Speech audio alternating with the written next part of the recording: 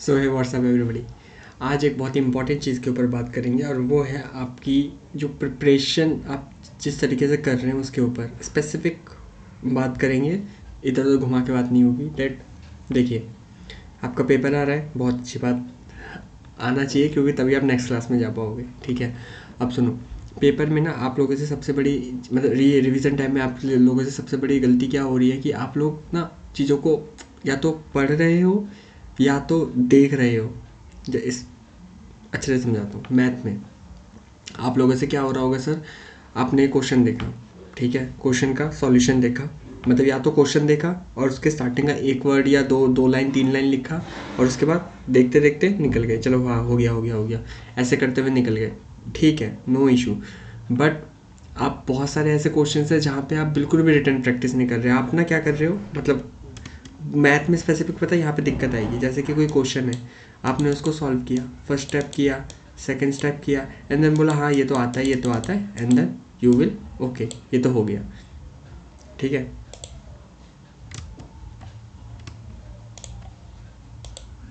और सबसे बड़ी गलती यही होती है, पता है क्या होगा, आपने पेपर्स में भी, अब तो प्री बोर्ड भी देते हैं, आपने फील किया होगा यार कि ये क्वेश्चन तो मुझे आता है, हाँ ये वाला क्वेश्चन भी मुझे आता है, और जब आप करने जाते हो ना तब आप उसमें फंस जाते हो। उस क्वेश्चन में क्यों फंसते हो, क्यों? क्योंकि आपने रिटन प्रैक्टिस नहीं की सर, समझ रहे हैं? इसे written practice is really very very very very very important sir.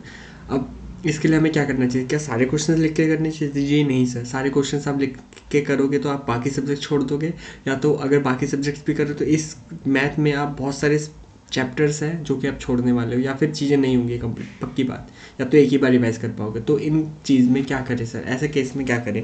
तो व्हाट आई थिंक आपको क्या करना चाहिए, आपको इन दी स्टार्टिंग फेजेस आपको सबसे पहले रिटन प्रैक्टिस नो डाउट करनी चाहिए। अब कौन से क्वेश्चंस के करें, कौन से क्वेश्चंस के ना करें, है ना, ये भी बहुत बड़ा सवाल है कि कौन से क्वेश्चंस के करें कौन से की ना करें। तो अब ये ना कोई इसका हार्ड एंड फास्ट रूल नहीं है, कोई मैं स्पेसिफिक आपको नहीं बोल सकता सर इसका करना है इसका नहीं करना है, ठीक है, ऐसा नहीं है। एग्जाम्पल, मैं कुछ चैप्टर्स का नाम लिख रहा हूँ, आपको ज़्यादा क्लैरिटी आएगी। जैसे कि चैप्टर नंबर 8 सर, इसमें रिटन प्रैक्टिस की बहुत ज़रूरत है मोस्टली क्वेश्चंस में। क्यों? क्योंकि आपको आप इसमें ये नहीं कर सकते हाँ ये तो मुझे पता है, ठीक है, आपको रिटन में इसको प्रैक्टिस देना पड़ेगा, टाइम देना पड़ेगा, समझ रहे हैं? अच्छा, और कौन से चैप्टर्स है आपके? वो चैप्टर जिसमें कैलकुलेशंस ज़्यादा है, फॉर्मूला ओरिएंटेड, वो सब ज़्यादा है। जैसे चैप्टर 6 हो गया, तो इसमें आपने ट्रायंगल का गलत पकड़ लिया तो आपसे नहीं बनेगा। आप ऊपर ऊपर से तो बोलोगे कि सर हाँ ये आता है ये आता है ये आता है, लेकिन एट दी एंड जब आप करने जाओगे आप बोलोगे यार ये क्वेश्चन तो बन ही नहीं रहे, ये क्वेश्चन तो हो ही नहीं रहा। इस केस में आप क्या करें, ऐसा ना हो, इसीलिए आपको रिटर्न में इन चीज़ों को लिखना है। चैप्टर 8 हो गया, चैप्टर 6 हो गया, आपका चैप्टर नंबर 5 हो गया, ठीक है। चैप्टर नंबर 5 में भी तो थोड़े बहुत कैलकुलेशंस आते हैं आपके, और आपका जैसे कि और कौन से चैप्टर्स हो गए आपके? चैप्टर नंबर, मान लो चैप्टर नंबर 10 सर्कल्स में, है ना, थ्योरम वाले क्वेश्चंस हो गए। तो जहाँ पे भी सर कैलकुलेशंस आ रहे हैं ना थोड़े बहुत, तो नो डाउट कैलकुलेशंस ऐसे नहीं है कि कॉपी पेस्ट कैलकुलेशंस आने वाले हैं, लेकिन आपका क्या होगा कि उनमें से अगर कुछ आया भी तो ऐसा ना हो कि आप यार उसमें फंस जाओ, है ना। इसलिए रिटर्न में प्रैक्टिस आपको ज़रूरी है। बुरी लगे बात, लेकिन हाँ टाइम लगेगा। रिटर्न में करोगे तो टाइम तो लगेगा सर, बहुत ज़रूर टाइम लगेगा। तो इसीलिए आपको उस हिसाब से मैं मतलब पहले से अलर्ट कर रहा हूँ, मैं कोई ऐसे स्पून फीडिंग वाली चीज़ नहीं बोल रहा हूँ। आपको लिखने के करना पड़ेगा और इसमें टाइम लगने वाला है, ज़रूर लगने वाला है सर।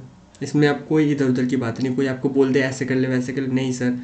आपके हाथ से लिख के नहीं जाएंगे क्वेश्चन तो आपको कॉन्फिडेंस नहीं आएगा। एटलीस्ट एक टाइप का जो भी क्वेश्चन है उसके, मतलब एक टाइप में अगर 3 क्वेश्चन है उसमें से आपने 1 या 2 क्वेश्चन करके तो देखे, है ना, ऐसा होना चाहिए, वरना सर नहीं बन पाएंगे, समझ रहे हो। इसीलिए फोकस करो कि कैसे इन चीज़ों को करोगे। एक डेडलाइन बनाओ कि एक दिन में ये वाला चैप्टर, एक दिन में ये वाला चैप्टर, एक एक दिन में ये चैप्टर्स एक एक करने हैं, ठीक है।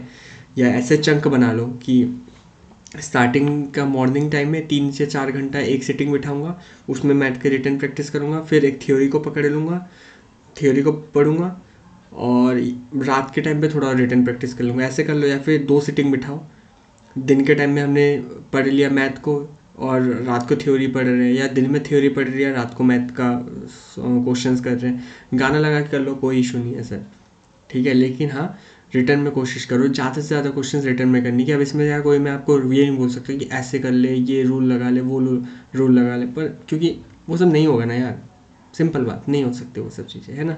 इसलिए कोई इधर उधर की बातें नहीं, एकदम स्ट्रेट फॉरवर्ड बोल रहा हूँ सर, लिखना पड़ेगा, टाइम कंज्यूमिंग है। मैं ये वीडियो सॉल्यूशन ओरिएंटेड नहीं बता रहा, ये वीडियो मैं बना रहा हूँ आपको सचेत करने के लिए, अलर्ट करने के लिए कि हाँ आपको लिख के करना होगा, टाइम लगेगा पर लिख के करना पड़ेगा सर। सारे क्वेश्चंस नहीं, बट हाँ आपको अपने एंड पे देखने होंगे कि यार कौन सा क्वेश्चंस है जो मैं स्किप भी करूँ तो चलेगा, समझ रहे हो। अब ये नहीं कि हम सारे क्वेश्चन स्किप करते जा रहे हैं, मैं भी ऐसे करता था प्री बोर्ड में, इसलिए मुझे बहुत दिक्कत हुई थी कि मैं स्किप करते हुए जाता था। और प्री बोर्ड में जब मैंने क्वेश्चन देखे, मैं कहा ये तो आता है, करने क्या बीच में फंस गया, ये वाला क्वेश्चन तो आता है, करने क्या बीच में फंस गया, ऐसे करके बहुत क्वेश्चन मैंने बीच में छोड़ दिए थे। ठीक है, इसीलिए आपको बोल रहा हूँ कि बेशक टाइम कम ज़्यादा लगे कोई इशू नहीं है सर, 90% करके जाएंगे। 14 चैप्टर्स हैं, 12 चैप्टर्स करेंगे, नो इशू। 2 चैप्टर्स को ऊपर से देख लेंगे, 2 चैप्टर्स को ज़्यादा अच्छे से नहीं करेंगे, मीन्स ऐसा कर लेंगे कि फॉर्मूला ज़्यादा है, कॉन्सेप्ट ज़्यादा है, कोई दिक्कत नहीं है। लेकिन ये जितने चैप्टर्स हैं, 10 चैप्टर्स अगर है, 10 चैप्टर सॉलिड करके जाएंगे कि हाँ हर एक क्वेश्चन हमने लिख के किए हैं, समझ रहे हो, ऐसे करके करेंगे। अब देखो हर रिवीजन में नहीं लिखना, अब भूल जाओगे मुझे पता है, लेकिन हर रिवीजन में नहीं लिखना। पहले रिवीजन में आपने लिख के देखा, उसमें से आपने वो चीज़ें मार्क कर लिया कि आप कहाँ पे गलती करते हो। जैसे कि आपने क्वेश्चन देखा, उसका आंसर लिखा, बिना देखे लिखिए सर, लिखिए आंसर लिखिए, जहाँ फंस गए हो उसको देखिए वहाँ पे कहाँ क्या था, और जो जहाँ पे फंसे हो ना, उसने कहा आपने सॉल्यूशन देखा, उसको मार्क कर लो कि यार मैं इस जगह पे फंसा था, या आपने जो पोर्शन को गलत लिखा है सर, उस पोर्शन को वहाँ पे मार्क कर लो कि हाँ मैंने ये पोर्शन को खुद से किया था तो गलत लिखा था, समझ रहे हो। ऐसे जब आप नेक्स्ट टाइम रिवीजन में आओगे वो चीज़ आपकी आंखों के सामने आएगी कि यार मैंने ये चीज़ लिखने के टाइम गलती की थी, क्योंकि जब हम लिखेंगे नहीं ना, वो हम प्रॉपर उसमें हमें गलतियाँ नहीं निकाल पाएंगे। हम तो ऊपर ऊपर से देखेंगे आता है चलो निकलो, लेकिन जब आप लिखते हो ना तब आपको पता चलता है हाँ मैं इस स्टेप में यार ये स्टेप तो मैं भूल ही जाता, ये स्टेप तो मैं ऐसे करना रहा था, ये सॉल्यूशन में तो मैं कॉमन निकाल ही नहीं रहा था, ये इस जगह पे तो मैं माइनस कर ही नहीं रहा था, ऐसी चीज़ें निकलेंगी सर, समझ रहे हैं।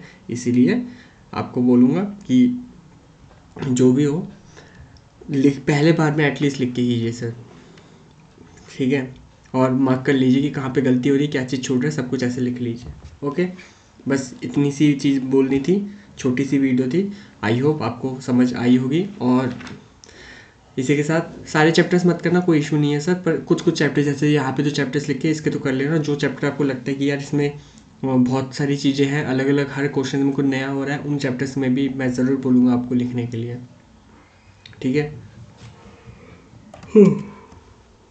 ये तो मैंने सर क्लास 10 के हिसाब से बताया, चैप्टर 8, चैप्टर 10, चैप्टर 5, ये सब चीज़ें, लेकिन आप अपने क्लास के एंड पे आप देख सकते हैं कि कौन सा चैप्टर आपको करना है, कौन सा चैप्टर आपको छोड़ना है, आप ज़रूर अपने एंड पे देखना, क्योंकि मैं सबका बताने लगा तो बहुत ज़्यादा टाइम कंज्यूमिंग होगा, और सब अपने अपने लेवल पे सोच सकते हैं उस चीज़ को कि हाँ हाँ मुझे ऐसे लिखना है और मुझे ऐसे लिखना है, जो भी है। बट मैंने बस इतना बताना था, लिखना है, फर्स्ट रिवीजन में लिखना है सर। आपको आप सोचोगे कि यार छोड़ना हर एक क्वेश्चन में लगेगा छोड़ना, इसको थोड़े से करेंगे छोड़ देंगे, थोड़ा सा लिखेंगे छोड़ देंगे, पर नहीं सर, लिखना तो पड़ेगा, सीधी बात से, ठीक है। तो विद दिस नोट इस वीडियो को करते हैं यहीं पे समाप्त, बहुत जल्द मिलेंगे एक और नए वीडियो एक और टॉपिक के साथ। Till then take care, bye bye, see ya, have a good day, bye bye sir.